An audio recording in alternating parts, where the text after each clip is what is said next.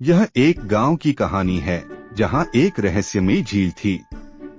झील के बीचों बीच एक खूबसूरत जादुई जलपरी माया रहती थी। माया अपनी अद्भुत सुंदरता और मोहक आवाज के लिए जानी जाती थी और उसकी जादुई शक्तियां गांव वालों के लिए एक रहस्य थीं। गांव वाले झील के प्रति बहुत आदर भाव रखते थे। वे जानते थे कि माया उनकी सुरक्षा और खुशहाली की संरक्षक थी। एक दिन गांव में एक गंभीर संकट आ गया। पास की नदी अचानक सूख गई और गांव वालों के पास पीने के पानी की कमी हो गई। गांव का प्रमुख रामू बहुत चिंतित था। उसने सलाह-मशविरा करके गांव वालों को झील के पास जाकर माया से मदद मांगने का फैसला किया। गांव के सभी लोग झील के पास एकत्र हुए और माया को पुकारने लगे। थोड़ी देर बाद पानी की सतह पर हलचल हुई और माया प्रकट हुई। उसकी सुंदरता और शांत आभा ने सभी को मंत्रमुग्ध कर दिया। रामू ने माया को पूरी स्थिति समझाई और मदद की गुहार लगाई।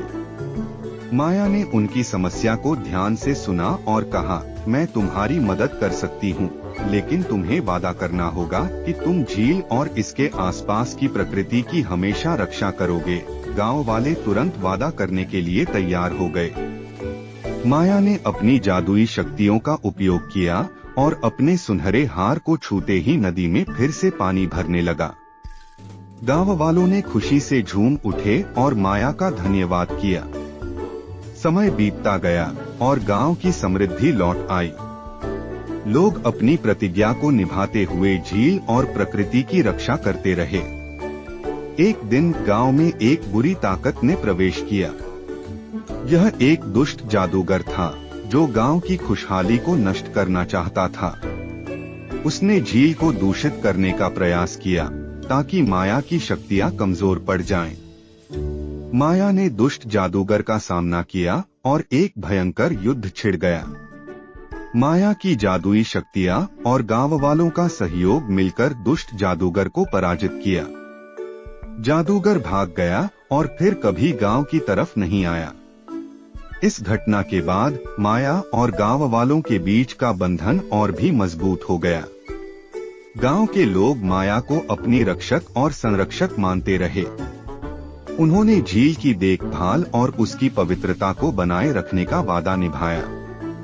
कहानी यहीं समाप्त होती है, लेकिन माया की दयालुता और गांव वालों की निष्ठा की कहानी पीढ़ी दर पीढ़ी सुनाई जाती रही। इस तरह जादुई जलपरी माया ने न केवल गांव की रक्षा की, बल्कि उसे एक सीख दी कि प्रकृति और उसकी अद्भुत शक्तियों का सम्मान करना कितना महत्वपूर्ण है। यह कहानी है रामू किसान की, जो उत्तर प्रदेश के एक छोटे से गांव में रहता था। रामू एक साधारण और ईमानदार व्यक्ति था, लेकिन उसकी किस्मत ने कभी उसका साथ नहीं दिया। उसकी आर्थिक स्थिति बहुत खराब थी और वह बहुत मुश्किलों का सामना कर रहा था। रामू की एक छोटी सी जमीन थी जिस पर वह खेती करता था। वह दिन रात मेहनत करता, परंतु उसके खेत की उपज हमेशा कम रहती थी। कभी मौसम की मार तो कभी कीट पतंगों का प्रकोप। रामू की फसलें हमेशा किसी न किसी विपत्ति का शिकार हो जाती। बावजूद इसके रामू ने हार नहीं मानी और अपने काम में लगा रहा। एक दिन गांव में एक कृषि अधिकारी आया। उसने किसानों को आधुनिक खेती की तकनीकों के बारे में बताया और उन्हें समझाया कि किस प्रकार वे अपनी उपज को बढ़ा सकते हैं। रामू ने उस अधिकारी की बातें ध्यान से सुनी और नई तकनीकों को अपनाने का फैसला किया। उसने अपनी पुरानी खेती की आदतों को बदलकर नई तकनीकों का प्रयोग शुरू किया। रामू ने अपने खेत में सही समय पर खाद और पानी देना शुरू किया।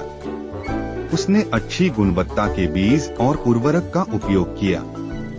साथ ही वह कीट नियंत्रण के लिए जैविक उपाय अपनाने लगा।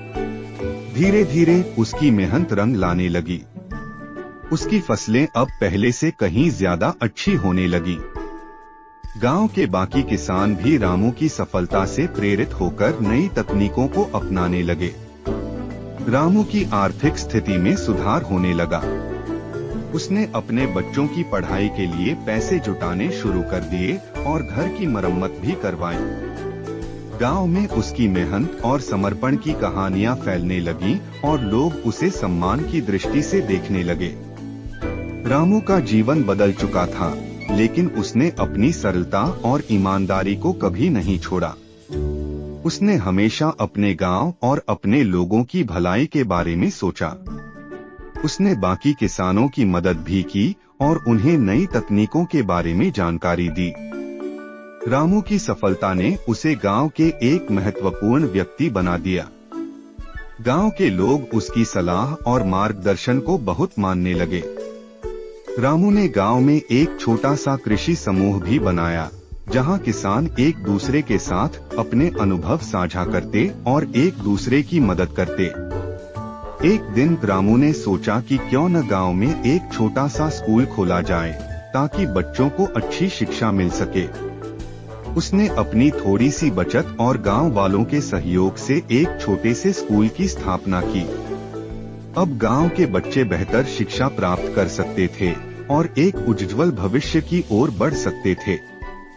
रामू की कहानी पूरे जिले में फैल गई। सरकार ने उसकी मेहनत और सफलता को देखते हुए उसे सम्मानित किया और अन्य किसानों के लिए प्रेरणा स्रोत बनाया। रामू ने अपनी जिंदगी में कभी भी कठिनाइयों के सामने हार नहीं मानी और हमेशा आगे बढ़ने की कोशिश की। रामू की कहानी हमें यह सिखाती है कि मेहनत, लगन और सही दिशा में की गई कोशिशें हमें सफल बना सकती हैं। चाहे कितनी भी विपत्तियां आ जाएं, अगर हम अपने काम में ईमानदारी और समर्पण से लगे रहें, तो सफलता अवश्य मिलती है। जीवन में आने वाली चुनौतियों से घबराना नहीं चाहिए, बल्कि उन्हें पार करने के लिए हमेशा तैयार रहना चाहिए। रामू का जीवन हम सभी के लिए एक प्रेरणा है कि कैसे कठिन परिस्थितियों में भी अपने सपनों को साकार किया जा सकता है। उसकी कहानी यह संदेश देती